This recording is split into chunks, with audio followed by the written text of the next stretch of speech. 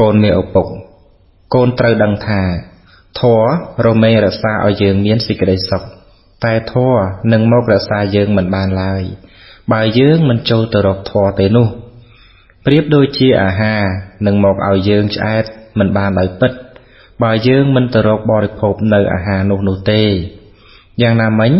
ធម៌ក៏យ៉ាងនោះដែរបើយើងមិនយកមកបដិបត្តិទេធម៌ក៏ជួយអ្វីយើងមិនបានឡើយដូច្នេះក្នុងការដែលយើងនឹងមានសេចក្តីសុខសេចក្តីចម្រើនទៅបាននោះក៏ព្រោះតែយើងបានបដិបត្តិនៅធម៌នឹងឯងធម៌ជារបស់ចាំបាច់ក្រៃលែងជាងអាហារ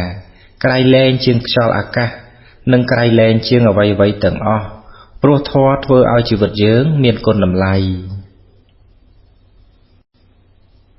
កូនមានឪពុកជីវិតរបស់ឪពុកតាំងពីមានកូនរហូតមកដល់ខណៈនេះសេចក្តីប្រាថ្នារបស់ឪពុកដែលមានចំពោះកូនគឺសូមឲ្យកូនមានការចេះដឹងល្អនិងមានការប្រព្រឹត្តល្អទ្រព្យសម្បត្តិមិនមែនជារបស់សំខាន់ខ្លាំងណាស់ណាទេក្នុងការដែលឪពុកម្ដាយចែកឲ្យកូននោះតែការចេះដឹងល្អនិងការប្រព្រឹត្តល្អជាសម្បត្តិដ៏សំខាន់ដ៏ក្រៃលែងដែលឪពុកនិងម្ដាយប្រាថ្នាប្រគល់ឲ្យដល់កូនជាទីស្រឡាញ់និងជាទីហួងហែងរហូតមកបើកូនធ្វើតាមពាក្យដែលឪពុកនិងម្ដាយណែនាំផលនឹងកើតបានជាគុណតម្លៃនិងជាសេចក្តីសុខឲ្យដល់កូន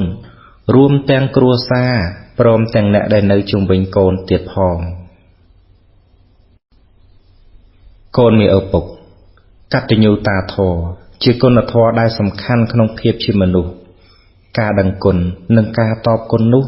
អាចគ្រប់គ្រងរក្សាឲ្យកូនផុតអំពីភាពអាក្រក់ទាំងពួងបានបុគ្គលដែលតបគុណដល់អ្នកដែលមានគុណរមែងមិននិយាយមិនធ្វើនៅអ្វីដែលជាហេតុឲ្យអ្នកមានគុណក្រៅក្រហាយចិត្តឡើយកតញ្ញូតាធម៌មានកម្លាំងក្រៃលែងបើមិនគិតឲ្យល្អទេគឺមិនអាចយល់បានឡើយដូច្នេះកតញ្ញូតាធម៌ត្រូវកូនខំប្រឹងគិតឲ្យបានល្អកុំយល់ថាមិនសូវសំខាន់នោះមនុស្សដែលអាក្រក់ខុសសិលធម៌ខុសវិន័យទៅបានតាំងតែពីខុសតូចរហូតដល់ខុសធំគឺកើតមកអំពីការមិនដឹងគុណនឹងឯងតែបើកូនជាមនុស្សដឹងគុណកូនមានតែសេចក្តីចម្រើនដោយកុសលម្យ៉ាងទៀតកតញ្ញូតាធម៌ដែលមាននៅក្នុងខ្លួនរបស់កូនជាគ្រឿងសម្គាល់ថាកូនមានឪពុកជាមនុស្សល្អកូនមានឪពុកការក្រែងចិត្តជាសម្បត្តិរបស់មនុស្សល្អបើកូនទៅណាមកណាកុំឲ្យគេរងចាំមុននឹងកូនទៅទីណាកូនត្រូវប្រាប់អ្នកធំក្នុងផ្ទះឬក្នុងកន្លែងនោះកាលគេបានដឹងហើយគេនឹងជួយទំនុកបម្រុងកូនក្នុងកិច្ចការដែលចាំបាច់សុជីវធម៌កើតមកពីការក្រែងចិត្តអ្នកដទៃ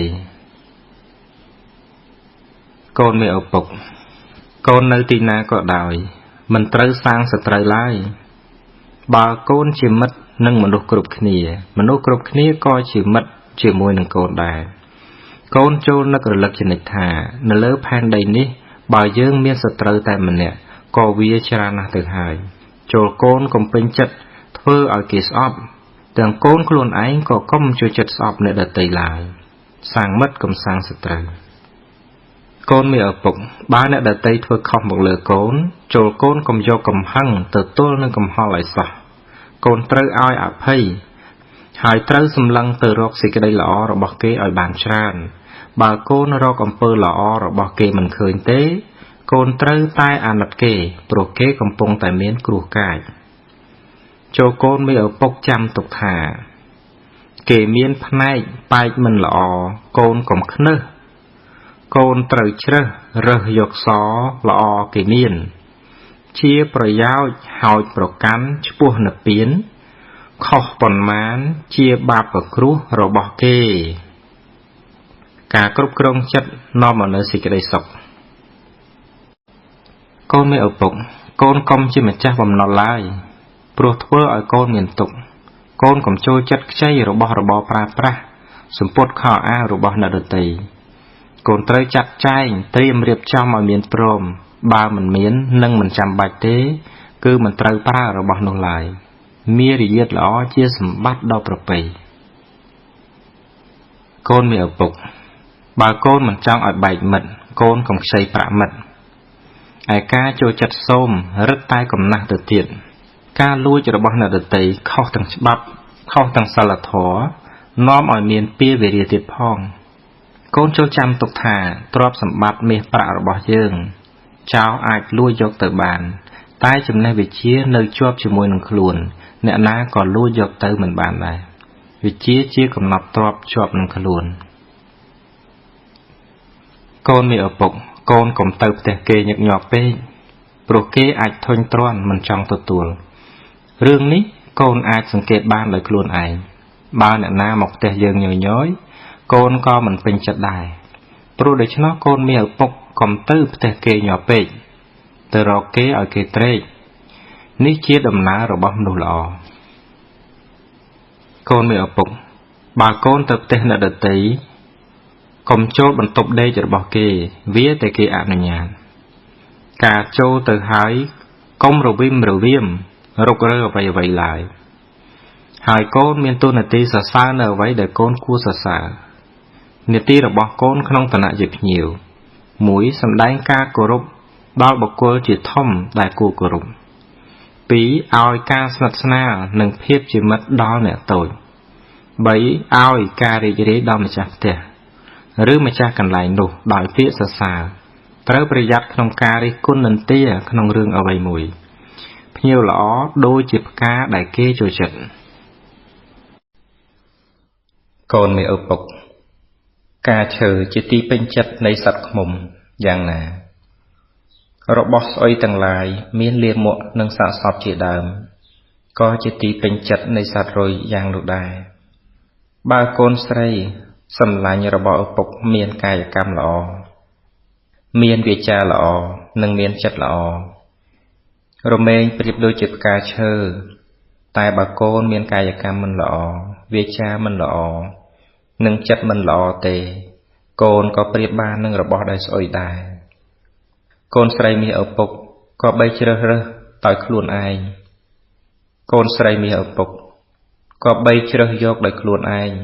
តើកូនត្រូវការឲ្យរុយរោបឬត្រូវឲ្យឃ្មុំមកក្រេបបើកូនស្រីត្រូវការឲ្យឃ្មុំមកក្រេបកូនត្រូវបដិបត្តិខ្លួនឲ្យមានកាយកម្មល្អស្អាតវាចាល្អស្អាតនិងចិត្តល្អស្អាតពោលគឺកូនត្រូវជាមនុស្សមានសិលមានធម៌បើកូនស្រីប្រព្រឹត្តផ្ទុយពីអំពើល្អស្អាតកូនត្រូវបានជួបតែជាមួយរុយតែនាំមកនៅសេចក្តីសៅហ្មងនិងសេចក្តីវិនាសមកដល់កូនជាពិតប្រាកដ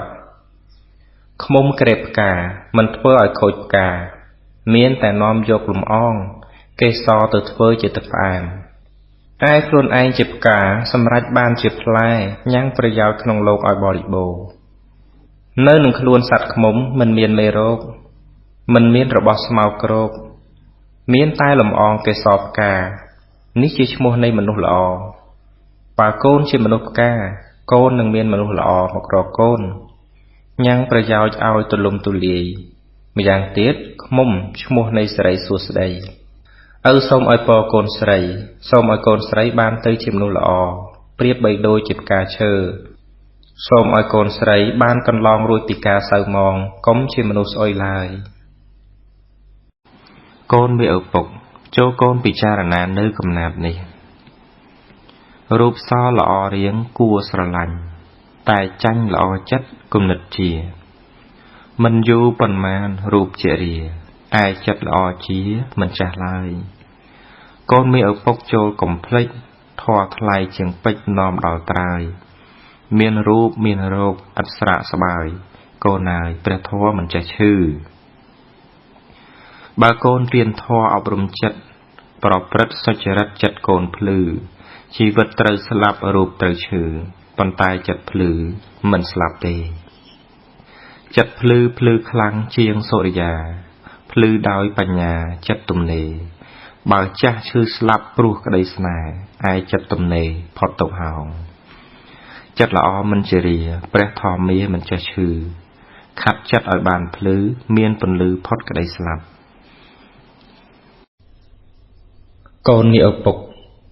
កូនត្រូវហាត់ធ្វើខ្លួនឲ្យសុភាពរាបសារមានការព្យាយាម